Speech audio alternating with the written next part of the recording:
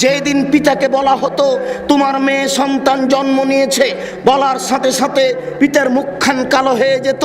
সে চিন্তা করত কি করি, মানুষ সমাজে যেত না, লুকিয়ে থাকতো, লজ্জা করত যে মেয়ে যদি রেখে দিই অপমান সুনিশ্চিত, মেয়ে যদি রেখে দিই অপমান সুনিশ্চিত, বড় হবে বের হয়ে যাবে, আমাকে অপমান হতে হবে, অনেক ঝামেলা আমার উপরে চেপে আসবে, আর যদি মাটিতে পুঁতে দিই তাহলে বালাই চলে গেল।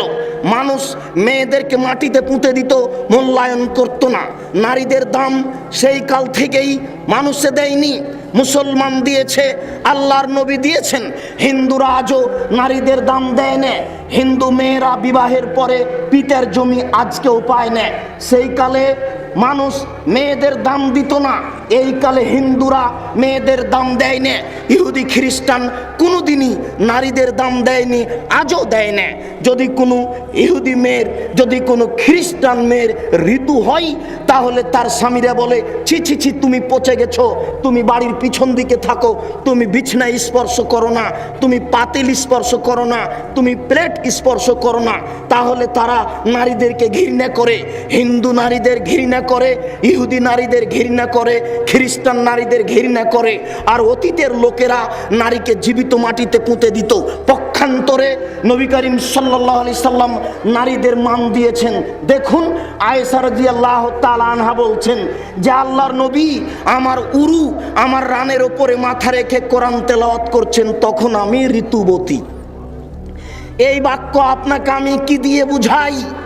ইহুদি খ্রিস্টান বলছে ঋতু হলে ও নাপাক হয়ে গেছে, ওকে বাড়ির বাইরে রেখে আসতে হবে, ও পচে গেছে, ও নষ্ট হয়ে গেছে। আর আয়েশা রাদিয়াল্লাহু তাআলা বলছেন যে আল্লাহর নবী আমার উরু রানের উপরে মাথা রেখে কোরআন তেলাওয়াত করেন, তখন আমি ঋতুবতী।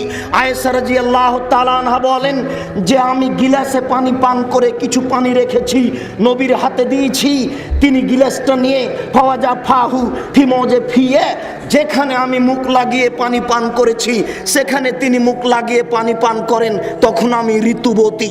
আয়েশা রাদিয়াল্লাহু তাআলা আনহা বলেন এখন গোশতের টুকরা মুখে নিয়ে ছিঁড়ে খেয়ে নবীর হাতে দিয়েছি, আল্লাহর নবী গোশতের টুকরার ওখানে মুখ লাগিয়েছেন যেখানে আমি মুখ লাগিয়ে গোশত ছিঁড়ে খেয়েছি, তখন আমি ঋতুবতী। দেখেন তো আল্লাহর নবী নারীদের কত দাম দিয়েছে। এই বোকা শ্রেণীর 3 নাম্বার মহিলারা বলছে যে সম অধিকার দিতে হবে, ইসলাম আমাদের মূল্যায়ন করেন।